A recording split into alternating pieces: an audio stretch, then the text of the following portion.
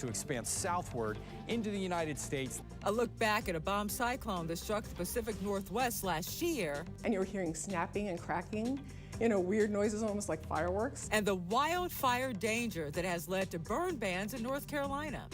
From our nation's capital, this is the National Weather Desk. Good morning and welcome to the National Weather Desk. I'm Angela Brown. As the weather turns colder, more ski resorts are getting ready to open for the season. Mammoth Mountain in California received between 18 to 32 inches of snow since Sunday, and more is in the forecast. That means the lifts will start turning tomorrow morning. The same system brought heavy rain to the Las Vegas area. It caused so much flooding on Las Vegas Boulevard that tow trucks had to come and get the cars out of the water. You're looking at it here. Since Saturday, Las Vegas has received 1.2 inches of rain. That's 28% of the city's annual rainfall. Meantime, a flood watch is posted from midnight tonight through early Friday morning for Austin and San Antonio, Texas. Up to 6 inches of rain is possible. This area also includes the site of the deadly July floods that killed more than 100 people, including those 27 at that Camp Mystic. And portions of the country, especially the South, have seen a dramatic temperature shift in the last week after dozens of cities hit record cold temperatures over the weekend. Some areas were setting heat records just days later. So what caused this dramatic change? Alabama meteorologist Evan Chikvera explains. This time of year, everything is determined by the jet stream. It divides the polar air mass to the north and the tropical to the south. Based off of the swings with this, ridges, troughs, it's basically a battle of two different air masses. Here was our setup on November 11th. Troughing, that polar air spilling into the deep south. We have a northerly flow with winds. The warmer air confined to the Four Corners region in the Rocky Mountains. Here's our setup as of now. We now have a ridge. Our pattern is flipped. So the warmer temperatures across the deep south, colder air across the upper plains, Canadian Plains, Great Lakes, and New England. And one of the reasons that we're able to rebound and have a swing like this is the Gulf. Huge, huge influence on our weather here across the southeast and in Alabama. These are our current sea surface temperatures, right?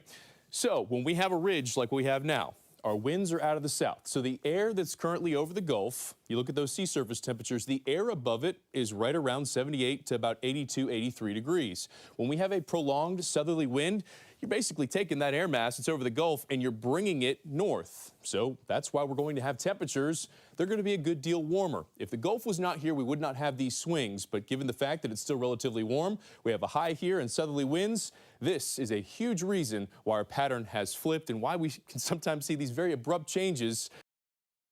And it's those types of changes that can make long-term forecasting difficult, but there are tools meteorologists can use to look into the future. Drought-ravaged shows us what forecasters use in creating a winter forecast and what we can expect this year.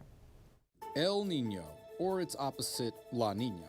Neither of them are big storms, but they can certainly be big drivers of big storms. Now, El Nino is something that is actually just warmer than average waters off the equatorial Pacific Ocean. And these are driven by weaker trade winds blowing to the west. Now, if those winds increase, or stronger trade winds, that causes what we say is upwelling, or when cold ocean water rises to the surface, leading to cooler than average waters. And all of this is connected, believe it or not, to weather across the entire world. The infamous Snowmageddon winter in 2010 buried Baltimore in 3.5 feet deep of snow and crippled much of the mid-Atlantic. We had 77 inches that winter season, and all this happened during a strong El Nino period. But we are currently in a weak La Nina period, and it's expected to remain in this phase through January before a return to a neutral phase in February into March. This can mean warmer than average winters in the mid-Atlantic. So no strong El Nino this season means no big snow, right? Well, it's not that simple. Because we've had wildly different totals year to year during La Nina winters, there's much more at play than just El Nino and La Nina. Another big piece of the puzzle is the NAO, or the North Atlantic Oscillation. Now, the NAO are actually the changes in the strengths of two pressure systems in the atmosphere over the North Atlantic Ocean. And what we can see right here is the NAO going into negative mode. This is when the pressure systems will actually weaken and allows a much wavier jet stream. Now, this can send shots of colder air into the northeastern United States. The NAO is currently in a positive mode, but I'm expecting it to switch to the negative mode mode at the end of each month, which could increase cold air shots during those time periods. The next pattern is rather infamous, the polar vortex, but it goes by a more technical name called the Arctic Oscillation. It's just a huge swirling pool of frigid Arctic air over the North Pole, but when that swirling weakens or goes into negative mode, it can allow some of that cold air to expand southward into the United States, leading to the coldest outbreaks all winter. I'm forecasting the AO to stay mostly positive to begin the winter season, but look for a moderately negative phase from late December through the middle of January, which would likely send 1 or 2 outbreaks of very cold air into the region. It's been 1 year since a powerful and deadly storm swept through parts of the Pacific Northwest. The bomb cyclone slammed trees into homes and toppled power lines as well. Michelle Esteban takes a look back. Hard to believe the anniversary of this is upon us. A bomb cyclone exploded over western Washington. The winds dangerous, damaging, and deadly 1 year ago. 2 women killed by falling trees. Trees toppled, roads were blocked, and power knocked out for more than 500,000 customers. And you're hearing snapping and cracking, weird noises almost like fireworks, really close by, or gunfire. Some people thought it was gunfire. Some of the hardest hit areas, neighborhoods nestled near the Cascade foothills, where a phenomenon known as Cascadia winds channeled through gaps in the terrain, including Amy Crabtree's Issaquah neighborhood. 3 towering trees karate chopped her family's home. No one was hurt, but the house so badly damaged, it's still under repair. It's a lot of stress, and things are still stressful, but we're happy to see things getting done, having windows, having a roof. But the remaining work will likely stretch into February. We don't feel like we're not in our home, even though we have a really safe place to stay and are doing quite well, we don't feel like we're home. And it's been over a year now, and the holidays are coming up again. Along their street, Mount Fury Circle, most of the damage left behind by the Fury is gone, but not forgotten. It's going to take us time to get kind of back to normal. And we're not normal until we get back in the house, and that's even going to be a different normal. Things are different here now. We see the damage a bomb cyclone can do, but what exactly are they? Meteorologist Joy Bedenhausen explains. Now, national news loves to run with this term, but it is actually a meteorology term, so let's talk about it. Here's a satellite image of the bomb cyclone that made landfall across the Pacific Northwest and California coast. And essentially, a bomb cyclone is just a rapidly intensifying low pressure system. It's the same type of storm systems that we get that move across the country that we are definitely used to. Now, we measure pressure in millibars. You can also do it in hectopascals. You can look that up if you want. We don't have enough time to explain that. But essentially, to categorize a low pressure system as a bomb cyclone, pressure has to drop 24 millibars in 24 hours, and that is a lot in the grand scheme of things. Now, bomb cyclones can do a lot of damage. You hear about them all the time. These are strong storms. They can bring feet of rain. We can have wind gusts over 90 miles per hour. We can have hundreds of thousands of folks without power, and you can even see a whole lot of snow too. Now, the photo behind me comes out of an example of March of 2019 with the bomb cyclone over Colorado, where we saw widespread snowfall amounts from about 6 to 24 inches of snow. So next time somebody brings a bomb cyclone, you have the knowledge to drop. Phoenix certainly didn't look like the Valley of the Sun yesterday. Multiple rounds of heavy rain and thick cloud cover rolled through the city. This time-lapse video right here is from early afternoon, and if you look carefully, you can see several rainbows actually made a brief appearance. Look, the arrow shows you right there. More light rain is in today's forecast with highs in the mid-60s. And coming up on the National Weather Desk, we'll look at why ice on the Great Lakes is becoming more dangerous, and we'll help you better understand how wildfires spread.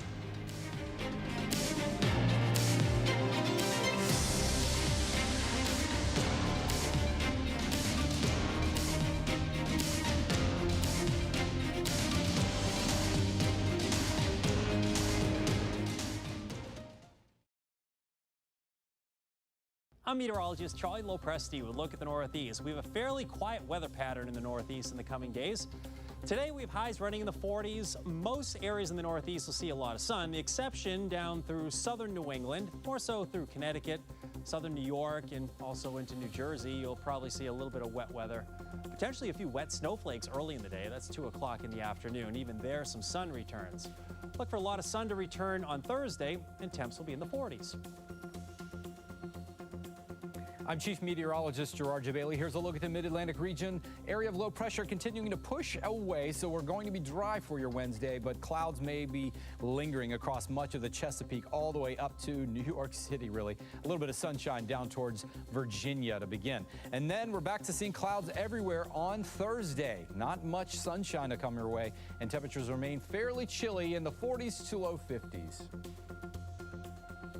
Hi, meteorologist Jennifer Collins with a look at your southeast forecast. High pressure remains in control here for the end of the week, leaving our weather pattern fairly quiet. We'll watch as the developing frontal system could bring the chance for rain on Thursday for parts of the Mississippi River Valley. Otherwise, a warm one for most of the southeast. Temperatures running a couple degrees above normal for this time of the year. Highs in the low to mid 80s across most of central and south Florida, into the 70s for the Carolina, and the upper 70s and low 80s for the northern Gulf Coast.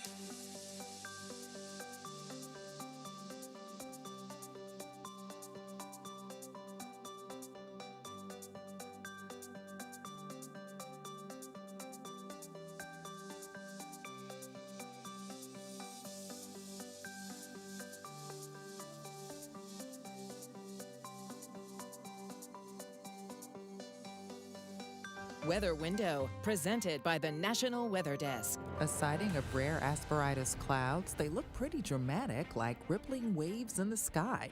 These were spotted over West Virginia, and the word asperitas, or asparagus, has different pronunciations.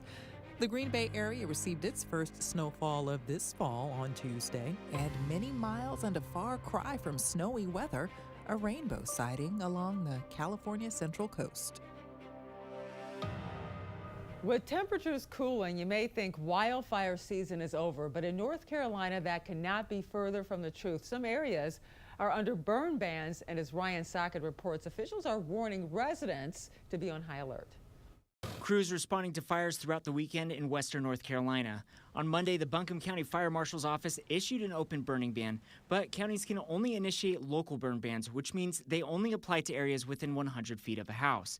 North Carolina Forest Service initiates them for areas outside 100 feet of a house. So that 100-foot threshold is what separates the two jurisdictions. While the North Carolina Forest Service currently hasn't issued any state burn bans, Philip Jackson with NCFS says they're still discouraging open burning. While there's not currently a state-issued burn ban in place, anytime we see periods of dryness like we've had here lately, anytime we're experiencing days of high fire danger, gusty winds, and things of that sort, it's always part of the conversation. Jackson says state-issued burn bans are issued when forest fire conditions reach a hazardous level, coupled with a long-term forecast showing little to no improvement or potentially worsening conditions. Right now, there is forecast improvement in the long-term forecast. And for county-issued burn bans, a local ordinance says in part, atmospheric conditions that may warrant a burning ban include but are not limited to extended periods of low humidity, high winds, elevated temperatures, and a lack of substantial rainfall.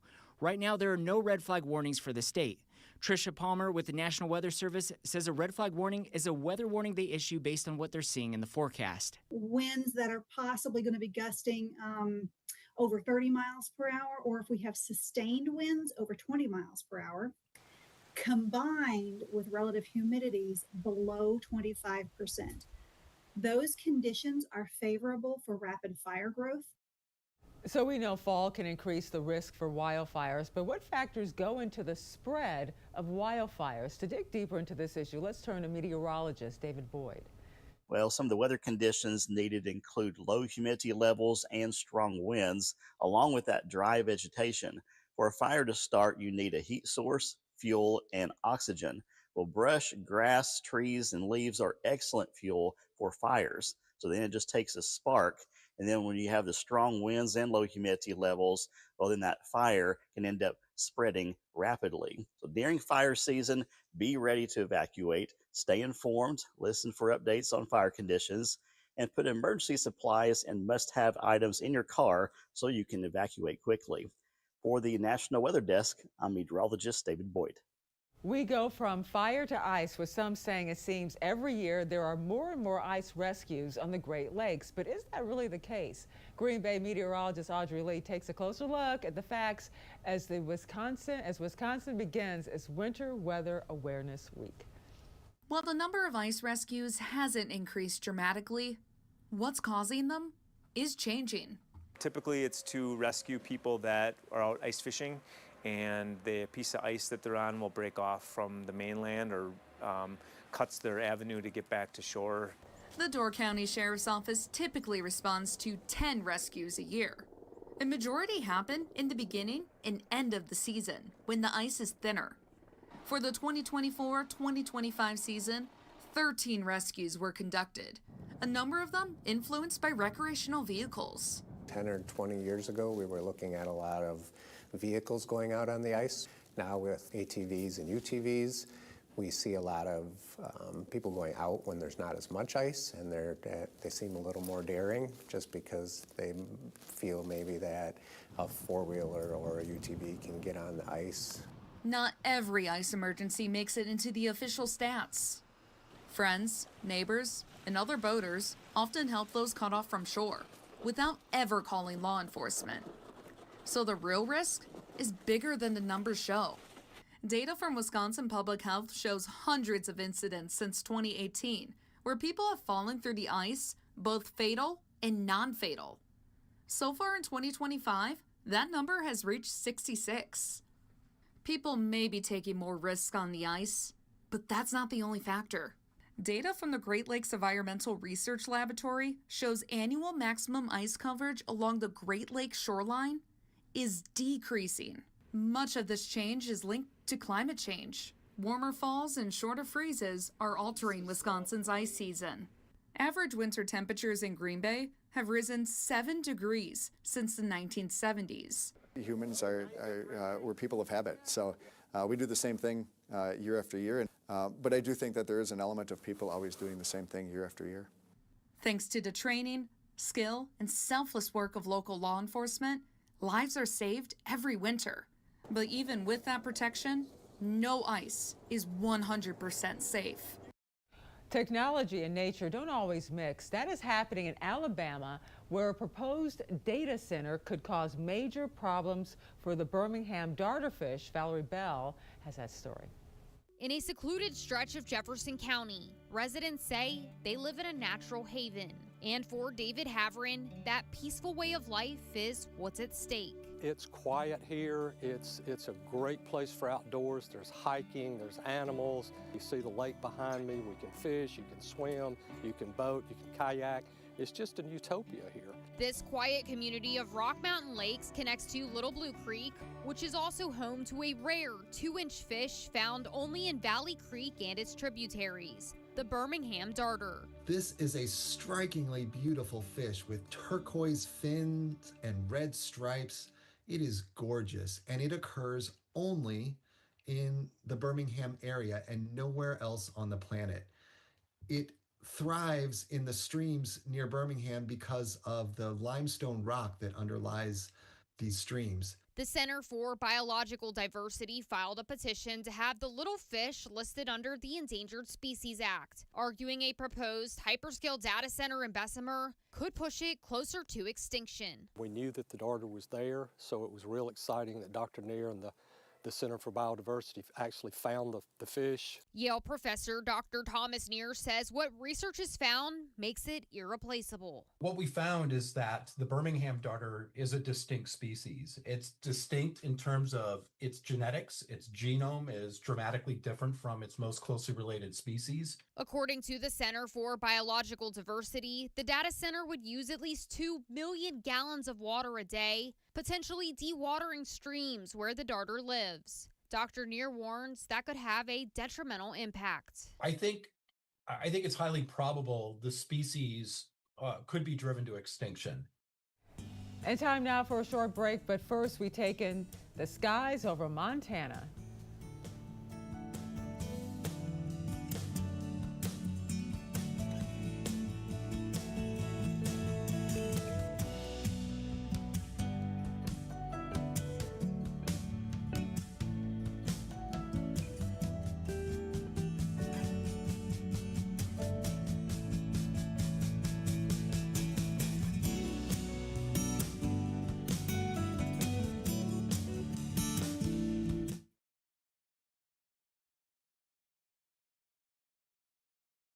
Good Wednesday morning, everyone. I'm meteorologist Andrew Buck-Michael. Got a few showers across the far north today, but otherwise pretty quiet for a lot of the Midwest. Got some fog across the Ohio Valley today. Rain does start moving its way in from the south as we head into the day tomorrow, but still a lot of 40s, 50s, and a few 60s on the map tomorrow. Rain, again, still staying across the southern part of the Midwest on Friday for us, with temperatures still staying cool. Good morning, I'm meteorologist Alex Garcia. Here's a look at your regional weather. It's really nice for friends up in Amarillo at 47 degrees, but warm and muggy from San Antonio all the way down into Brownsville. We're going to watch moisture build throughout the day.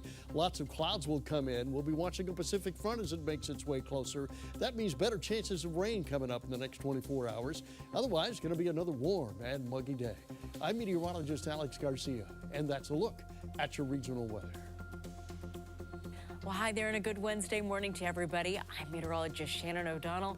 Out west, we're finally trying for drying around Southern California's coastline, trying to see a little bit of sun bouncing back through LA, Orange County, and into San Diego. Instead, sending the rain to the east into the Four Corners, including around Phoenix with a cool 62 today. 50s around Seattle and Portland. Big area of low pressure diving down toward Northern California late today. Going to usher in some gustier winds closer to Puget Sound. And that's the scene from here.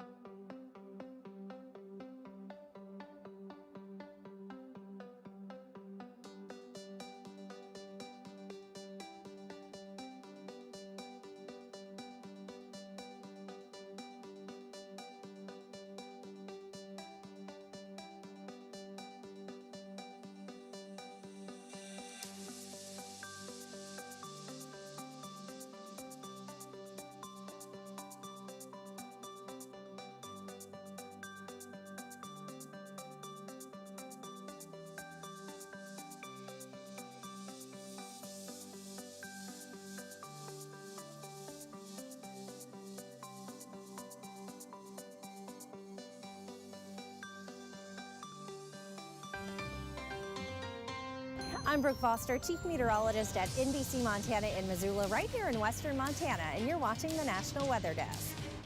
The Earth's atmosphere is made up of several gases. To learn more about them, let's take a look at a recent Instagram post from meteorologist Joy Bettenhausen. Have you ever stopped to think about Earth's atmosphere? I mean, the atmosphere is beautiful. Look at this photo. It's made up of many gases that actually protect us and ensure we continue our daily lives, from protecting us from space to making sure we can still breathe out there. The atmosphere is important. Here are all the gases listed in our atmosphere. You can see nitrogen really makes up most of it. Now, nitrogen is used to help make protein. Oxygen, we need it to breathe. Argon can be found in light bulbs, and plants use carbon dioxide to make oxygen. Now, on the right-hand side here, you can see that the amounts get smaller and smaller. Now, what's not listed but is equally as important, water vapor. It can be anywhere from near zero in the desert areas on our planet to up to 4% in tropical areas. So These are all things we need to go about our daily lives, and even though we can't see it, the atmosphere is really amazing.